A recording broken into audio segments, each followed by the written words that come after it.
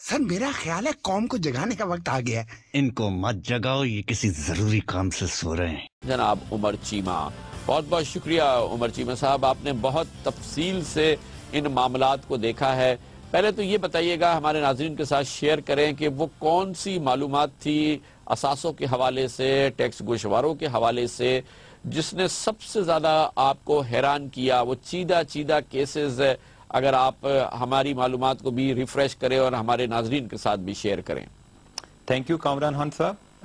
मेरे हाल जो टैक्स मालूमात हैं और हमारे जो लॉ मेकर्स हैं इनके हवाले से, वो मेरे हाल हर चीज़ जो है वो इंकशाफात पे मबनी थी।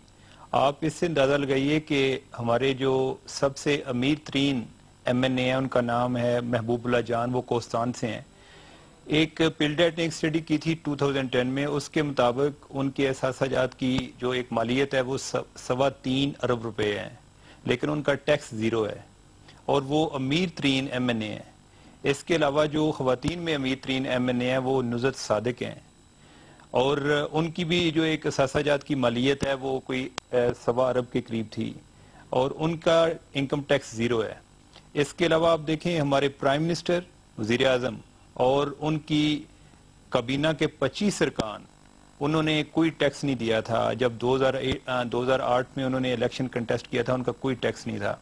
हमारे फाइनेंस मिनिस्टर, हमारी इकनॉमिक अफेयर डिवीजन की मिनिस्टर हिना रब्बानी खर साहिबा, जो कि पिछले दौर में भी मुशर्रफ साहब के दौर में भी वो as a deputy finance minister के फ़राइज़ उन्होंने सर अंजाम दिए, उनका ज़ीरो टैक्स है।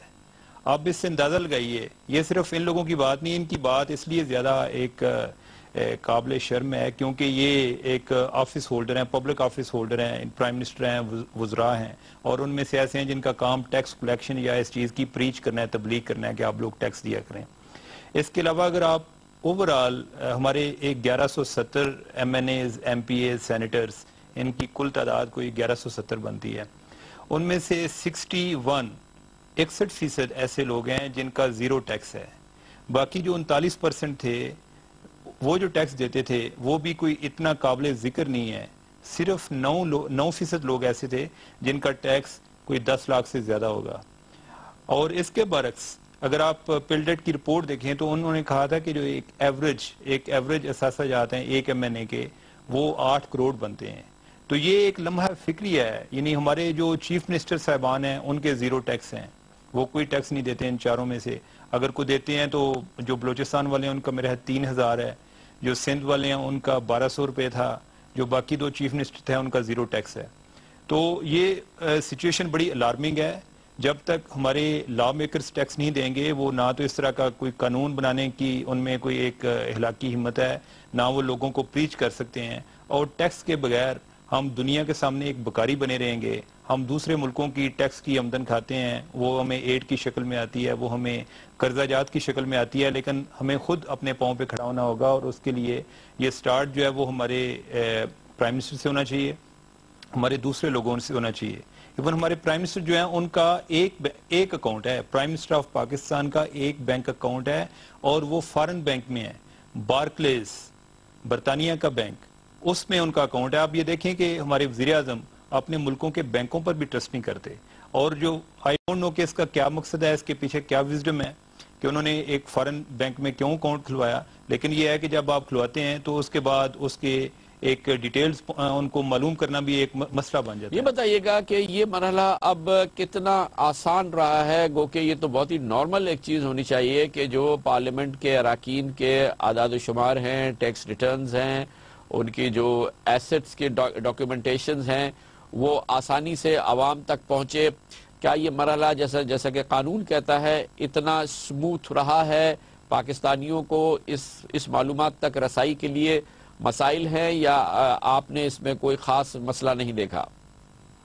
कामरान साहब, ये हमारा पूरा मुल्क अफराद पे चल रहा है, ये उन पे डिपेंड करता है। अगर कोई अच्छे इंसान हैं, किसी अच्छी पोजीशन पे बैठे हैं तो आपको कोई एक्सेस देंगे। दूसरे जो हैं वो मुख्तलिफ बहानों की आड़ में आपको चीज़ें डिनाई करेंगे। मैं ये समझता हूँ कि ये जो चीज़ें मुझे अवेलेबल हुई थी, पहली बात तो ये है कि ये 2008 की हैं। उसके बाद इन्होंने 2009 में कितना टैक्स दिया, 2010 में कितना दिया, 2011 में कितना देंगे, इसका हमें कुछ पता नहीं है।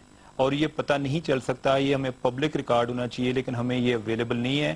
کم از کم جو ہماری پبلک فگرز ہیں ان کا ایسا ریکارڈ ہونا چاہیے. مجھے جو ریکارڈ ملا تھا وہ تو 2008 کا ملا تھا, 2008 کا ملا تھا, اور وہ بھی اس لیے ملا تھا کہ جو سیکٹری الیکشن کمیشن ہے وہ ایک نائس آدمی ہے, اور انہوں نے میرے اس ایک شہری کے حق کو تسلیم کرتے ہوئے مجھے ایکسیس دی. مجھے انہوں نے حوصلہ افزائی کی, انہوں نے کہا جی کہ ہمارا جو بھی ریکارڈ ہے پبلک ہے, وہ آپ اس تک ایکسیس لے سکتے ہیں, ادروائز یہ آپ کسی اور کے پاس چلے جائیں. میں نے کوئی سیکیورٹی ڈیٹیلز کے حوالے سے کہ ہمارے یہی لوگ کہ جو زیرو ٹیکس دیتے ہیں اور ان پہ ہم ان کی سیکیورٹی کی مد میں کتنا خرچ کر رہے ہیں, میں نے اس پہ بھی کام کرنے کی کوشش کی, لیکن مجھے اس معاملے میں کوئی کسی طرف سے کوئی مثبت جواب نہیں آیا. تو آپ کی بات کا جواب یہ ہے کہ یہ چیز آج بھی اتنی مشکل ہے جو پہلے تھی. یہ آپ کو بائی چانس مل سکتا ہے, ادروائز آپ یہی نہیں امید رکھ سکتے. یہ اکراس دا بورڈ, یہ کوئی پالیسی نہیں ہے.